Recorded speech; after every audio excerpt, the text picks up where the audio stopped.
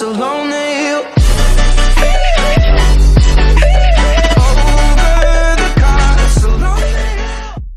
You are listening to the psychological, philosophical, detective, literary novel Crime and Punishment by Russian novel writer Dostoevsky.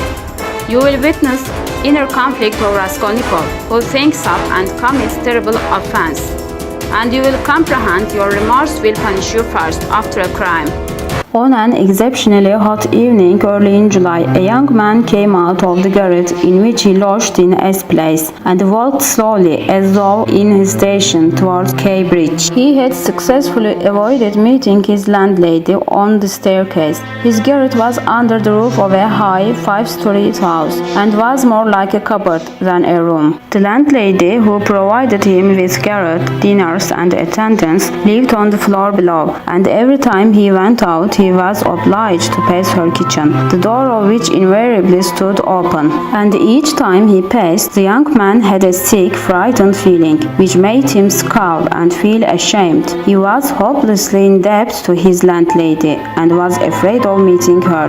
This was not because he was cowardly and abject, quite the contrary, but for some time past he had been in an overstrained, irritable condition, verging on hypochondria. He had become so completely absorbed in himself and isolated from his fellows that he dreaded meeting not only his landlady but anyone at all. He was crushed by poverty, but the anxieties of his position had of late ceased to weigh upon him. He had given up attending to matters of practical importance. He had lost all desire to do so. Nothing that any landlady could do had a real terror for him. But to be stopped on the stairs, to be forced to listen to her trivial, irrelevant gossip, to pestering demands for payment, threats and complaints, and to rack his brains for excuses, to prevaricate, to lie. No, rather than that, he would creep down the stairs like a cat and slip out unseen. This evening, however, on coming out into the street, he became acutely aware of his fears. I want to attempt a thing like that, and am frightened by these trifles, he thought, with an odd smile. All is in a man's hands, and he lets it all slip from cowardice. That's an axiom. It would be interesting to know what it is men are most afraid of. Taking a new step, uttering a new word is what they fear most. But I'm talking too much. It's because I chatter that I do nothing. Or perhaps it's that I chatter because I do nothing. I've learned to chatter this last month, lying for days together in my den. Why am I going there now? Am I capable of that? Is that serious? It's not serious at all. It's simply a fantasy to amuse myself. A plaything. Yes, maybe it's a plaything. The heat in the street was terrible, and the airlessness, the bustle, and the plaster, scaffolding, bricks, and dust all about him, and that special Petersburg stench, so familiar to all who are unable to get out of town in summer, all worked painfully upon the young man's already overwrought nerves. Insufferable stench from the pothouses, which are particularly numerous in that part of the town, and the drunken man whom he met continually, although it was a working day, completed the revolting misery of the picture. An expression of the profoundest disgust gleamed for a moment in the young man's refined face. He was, by the way, exceptionally handsome, about the average in height, slim, well-built, with beautiful dark eyes and dark brown hair.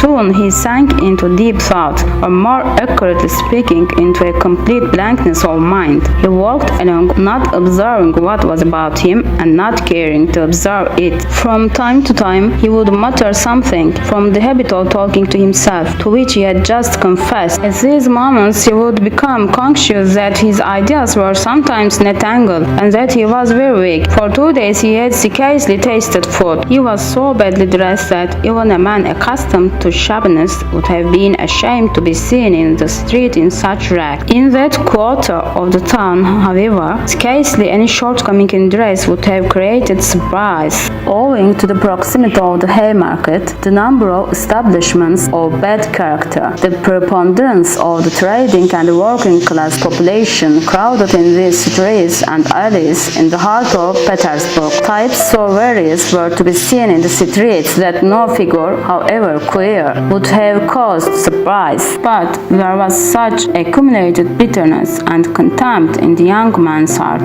that, in spite of all the fastidiousness of youth, he minded his rags least of all in the street. It was a different matter when he met with acquaintances or with former fellow students, whom indeed he disliked meeting at any time. And yet, when a drunken man who, for some unknown reason, was being taken somewhere in a huge wagon dragged by a heavy dray horse, suddenly shouted at him as he drove past, "Hey there, German hatter!"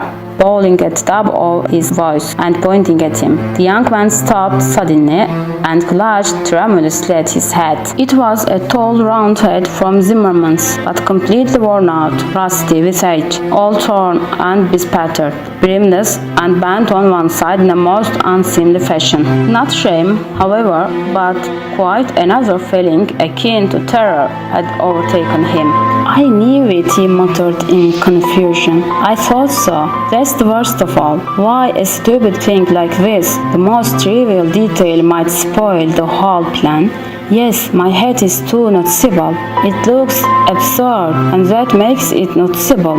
With my rags, I ought to wear a cap, any sort of old pancake, but not this grotesque thing. Nobody wears such a hat. It would be noticed a mile off. It would be remembered.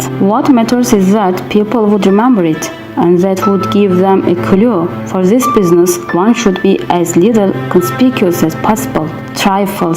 Trifles are what matter. Why, it's just such trifles that always ruin everything." At the time, he had put no faith in those dreams and was only tantalizing himself by their hideous but daring recklessness. Now, a month later, he had begun to look upon them differently, and in spite of the monologues in which he jeered at his own impotence and indecision, he had involuntarily come to regard this hideous dream as an exploit to be attempted, although he still did not realize this himself. He was positively going now for a rehearsal of his project, and at every step his excitement grew more and more violent. With a sinking heart and a nervous tremor, he went up to a huge house, which on one side looked onto the canal, and on the other into the street. This house was let out in tiny tenements and was inhabited by working people of all kinds: tailors, locksmiths, cooks, Germans of sorts, girls picking up a living as best they could, petty clerks. There was a continual coming and going through the two gates and in the two courtyards of the house. 3 or 4 doorkeepers were employed on the building. The young man was very glad to meet none of them, and at once slipped unnoticed through the door on the right and up the staircase. It was a back staircase, dark and narrow, but he was familiar with it already and knew his way, and he liked all these surroundings. In such darkness, even the most inquisitive eyes were not to be dreaded. "If I am so scared now, what would it be if it somehow came to pass that I were really going to do it?" He could not help asking himself as he reached the 4th story. There his progress was barred by some porters who were engaged in moving furniture out of a flat. He knew that the flat had been occupied by a German clerk in the civil service and his family. This German was moving out then, and so the 4th floor on this staircase would be untenanted except by the old woman. "That's a good thing anyway," he thought to himself as he rang the bell of the old woman's flat. The bell gave a faint tinkle as though it were made of tin and not of copper. The little flats in such houses always have bells that ring like that. He had forgotten the note of that bell, and now its peculiar tinkle seemed to remind him of something and to bring it clearly before him. He started.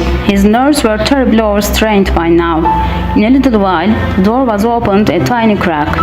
The old woman eyed her visitor with evident distrust through the crack, and nothing could be seen but her little eyes, glittering in the darkness.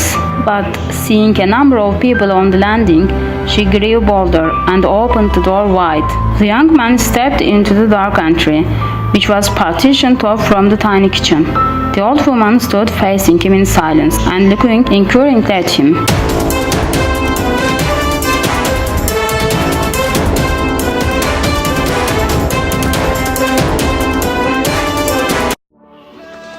Thank you for listening. If you enjoyed the video, give it a thumbs up, subscribe the channel, tap the subscribe button, and to be aware of new videos, tap the bell.